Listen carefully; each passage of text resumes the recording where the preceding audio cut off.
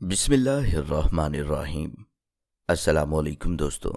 एक कुदरती अमर है कि जब भी मलकुल मौत हज़रत इज़राइल अलैहिस्सलाम का नाम इंसान सुनता है तो बदन में एक बार कपकपी सी आ जाती है, क्योंकि मलकुल मौत यानी हज़रत इज़राइल अलैहिस्सलाम ही वो फरिश्ता हैं जो इंसान की रूह को कब्ज़ फरमाएंगे।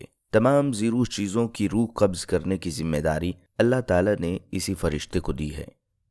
दोस्तों, सवाल ये है कि आखिर ये ड्यूटी हज़रत इज़राइल अलैहिस्सलाम को ही क्यों दी गई?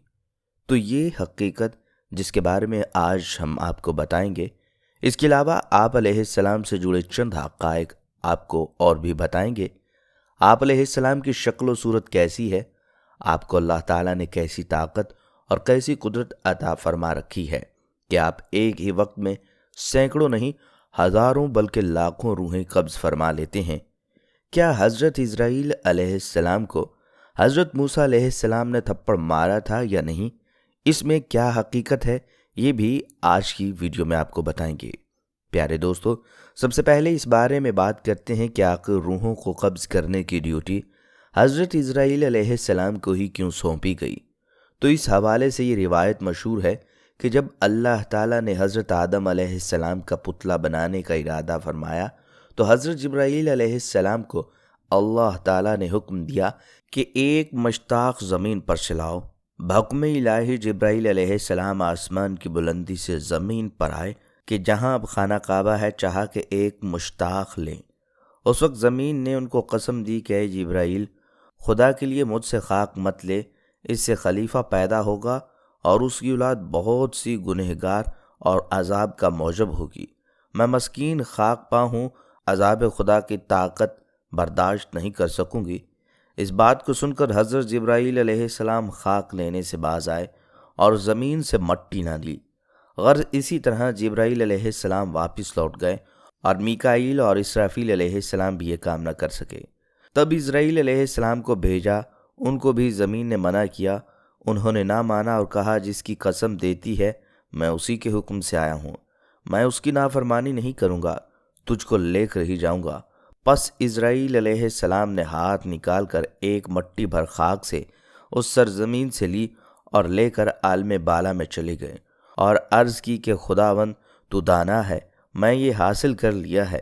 तब अल्लाह ताला ने फरमाया, ए इज़राईल अलैहिस्सलाम, मैं इस खाक से ज़मीन पर एक खलीफा पैदा करूँगा और उसकी जान कब्ज़ करने के लिए तुझी को मुकर्रर करूँगा।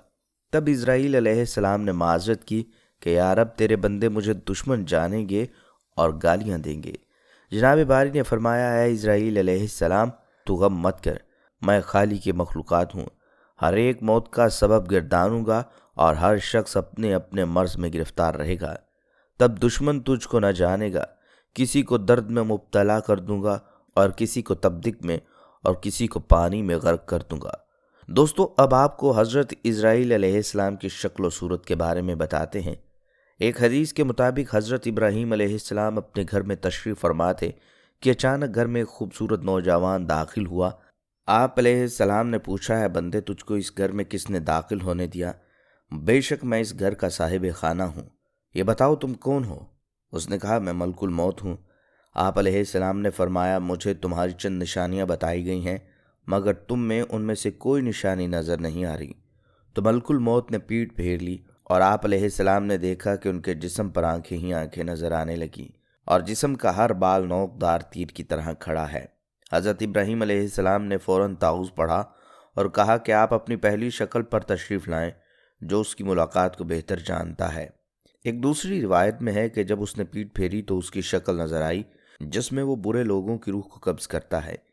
इब्न मसूद और इब्न अब्बास रज़ी अल्लाह तआला अन्हु की रिवायत में यूँ है कि हज़रत इब्राहीम अलैहिस्सलाम ने मालूम किया, ए मलकुल मौत, आप मुझे वो शक्ल दिखाएं जो कुफ़ार में नज़र आते हैं। तो उसने कहा कि ये आपकी ताकत से बाहर है। मलकुल मौत ने वो सूरत दिखाना शुरू की और फरमाया, आप अपना मुंह मोड़ लीजिए। अब जब देखा तो स्याह शख्स के सर में आग के शोले निकल रहे हैं, उसके जिस्म से बाल की बजाय तीर और मुंह से आग निकल रही है। ये हाल देखकर आप पर गशी तारी हो गई। उसके बाद आपने देखा कि मलकुल मौत अपनी शक्ल में मौजूद थे। अब ज़रा ये बताएं कि मोमिन की रूह कैसे कब्ज़ करते हैं? तो कहा, ज़रा मुंह मोड़ लीजिए। आप अलैहिस्सलाम ने मुंह फेर कर देखा तो आपके सामने एक हसीन नौजवान खड़ा था جس کے کپڑے سفید اور جسم مہک رہا تھا۔ آپ علیہ السلام نے منظر دیکھ کر فرمایا، اگر مومن کو آپ کے دیدار کی دولت نصیب ہو جائے تو اس کے لیے یہی کافی ہے۔ تو دوستو، معلوم ہوا کہ حضرت اسرائیل علیہ السلام کی شکل و صورت اور مشرک اور کافر کی روح قبض کرنے کے لیے اور شکل و صورت ہوتی ہے۔ اللہ تعالیٰ سے دعا ہے کہ اللہ تعالیٰ ہمیں موت کی تیاری کی توفیق عطا فرمائے تاکہ ہماری روح آسانی سے قبض کی جائے اور ہمیں اسرائیل علیہ السلام کی وہ شکل و صورت دیکھنے کو ملے جو مومنوں کے لیے ہوتی ہے۔ پیارے دوستو، جہاں تک بات ہے حضرت اسرائیل علیہ السلام کے دل میں رحم آنے کی، تو اس حوالے سے مولانا رومی رحمۃ اللہ علیہ کی ایک حکایت ملاحظہ فرمائیں۔ ایک دفعہ اللہ رب العزت نے حضرت اسرائیل علیہ السلام سے پوچھا کہ تجھے کسی کی جان قبض کرتے ہوئے کبھی رحم آیا؟ حضرت اسرائیل علیہ السلام نے عرض کیا، الہی، میرا ہر ایک کی روح قبض کرتے ہوئے دل دکھتا ہے، مگر آپ کے حکم کی سرتابی کی مجال نہیں۔ ہاں، ایک ایسا واقعہ گزرا ہے جس کا دکھ میں ابھی تک بھلا نہ سکا، وہ غم تنہائی میں میرے ساتھ رہتا ہے۔ عرض کیا، ایک جہاز سمندر میں سفر کر رہا تھا، وہ آپ کے حکم سے بھنور میں پھنس گیا۔ تھوڑی دیر بعد وہ جہاز تباہ ہو گیا۔ جہاز میں سوار کئی مسافر غرق ہو گئے۔ جو مسافر بچے ان میں ایک ماں اور اس کا نوزائیدہ بچہ، جو تباہ شدہ جہاز کے ایک تختے پر سمندر کی لہروں میں آپ کے رحم و کرم پر بہے جا رہے تھے۔ تیز ہوا نے انہیں سینکڑوں میل دور کے کنارے پر پہنچا دیا۔ میں ماں اور بیٹے کے بچ جانے پر بہت خوش ہوا۔ اسی لمحے آپ کا حکم ہوا، ماں کی روح قبض کر لو۔ مولا کریم، میں نے آپ کے حکم کی تعمیل کی۔ یا باری تعالیٰ، آپ خوب جانتے ہیں یہ حکم پا کر میرا کلیجہ کانپ گیا، اور جب میں نے اس بچے کو اس کی ماں سے الگ کیا تو مجھے کس قدر تکلیف ہوئی۔ پھر حکم الہی ہوا، کیا تجھے معلوم ہے کہ وہ بچہ بعد میں کہاں اور کس طرح پرورش پاتا رہا؟ اسرائیل علیہ السلام نے عرض کیا، آپ عالم الغیب ہیں، ظاہر اور باطن آپ پر آیا ہیں۔ اللہ رب العزت نے ارشاد فرمایا، ہم نے موج سمندر کو حکم دیا کہ اس لاوارث بچے کو اٹھا کر ساحل پر ڈال دے۔ ساحل کے قریب ایک سرسبز شاداب جزیرہ تھا۔ ہم نے پھولوں کو حکم دیا کہ بچے کے نیچے سیج بچھا دیں۔ سورج سے کہا، اپنی تیز شعاؤں سے بچے کو محفوظ رکھنا۔ بادل کو کہا، بچے سے ذرا فاصلے پر برسے۔ درختوں کی شاخیں خود بخود جھک کر پھل اور ان کا رس اس کے منہ میں ڈال دیتی تھیں۔ جزیرے میں ایک شیرنی کی ذمہ داری ہم نے لگا دی، وہ روزانہ اسے دودھ پلاتی۔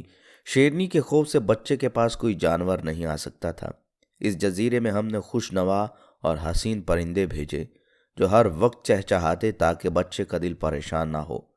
ہواؤں کو حکم دیا کہ اس بچے پر آہستہ آہستہ سے گزریں تاکہ کوئی اسے تکلیف نہ پہنچائے۔ اے اسرائیل، وہ تنہا اور بظاہر بے یار و مددگار بچہ پرورش پا کر خوب صحت مند اور بہادر ہو گیا۔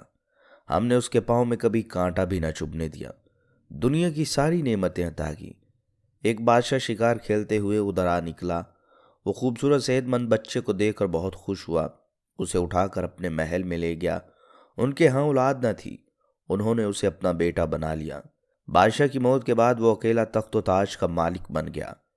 غرور و تکبر سے ہمارے بندوں پر ظلم کرنے لگا، ایسا سرکش نکلا کہ خود ہی خدا بن بیٹھا۔ اپنے بت بنوا کر انہیں سجدے کروانے لگا۔ خاک کا فانی پتلا ہمارا شریک بن بیٹھا۔ آخر ہم نے اس کی بہتری کے لیے اپنے خلیل ابراہیم علیہ السلام کو اس کے پاس بھیجا۔ اس ظالم نے ہمارے پیارے کو بھی آگ میں پھینک دیا۔ اے اسرائیل، اس بچے نے میرا کیا شکریہ ادا کیا؟ وہ بچہ نمرود بن کر اس وقت ایک بڑے ملک کا بادشاہ ہے، اور اس نے میرے خلیل ابراہیم علیہ السلام کو آگ کے علاوہ میں جھونکا ہے، اور اب خدائی کا دعویٰ کر کے لوگوں کو میری راہ سے ہٹاتا ہے اور حکم نہ ماننے والوں کو سخت سزا دیتا ہے۔ دوستو، بات کرتے ہیں حضرت موسیٰ علیہ السلام کا حضرت اسرائیل علیہ السلام کو تھپڑ مارنے کے بارے میں۔ تو یاد رہے کہ حدیث پاک میں حضرت اسرائیل علیہ السلام کا ایک واقعہ ملتا ہے جو کہ حضرت موسیٰ علیہ السلام کا ملک الموت کو تھپڑ مارنے کے حوالے سے ہے۔ اس حوالے سے حضرت ابو ہریرہ رضی اللہ تعالیٰ عنہ فرماتے ہیں کہ موت کے فرشتے کو حضرت موسیٰ علیہ السلام کی طرف میں انسانی صورت میں بھیجا گیا۔ جب وہ فرشتہ آیا تو موسیٰ علیہ السلام نے اسے تھپڑ مار کر اس کی آنکھ پھوڑ دی۔ وہ رب تعالیٰ کے پاس واپس گیا اور عرض کیا، اے اللہ، تو نے مجھے ایسے بندے کی طرف بھیجا جو مرنا نہیں چاہتا۔ اللہ تعالیٰ نے اس کی آنکھ درست فرمائی اور فرمایا، ان کے پاس دوبارہ جا اور انہیں کہہ اپنا ہاتھ کسی بیل کی پشت پر رکھیں، انہیں ہر بال کے عوض جو ان کے ہاتھ کے نیچے ہوگا 1 سال زندگی ملے گی۔ اس ساری کارروائی کے بعد موسیٰ علیہ السلام نے کہا، اے میرے رب، پھر کیا ہوگا؟ فرمایا، پھر موت۔ انہوں نے کہا، پھر ابھی ٹھیک ہے۔ خواتین و حضرات، یہ کچھ معلومات تھی جو حضرت اسرائیل علیہ السلام کے حوالے سے تھیں۔ اللہ تعالی ہمیں دین کو سمجھنے اور اس پر چلنے کی ہدایت عطا فرمائے، آمین۔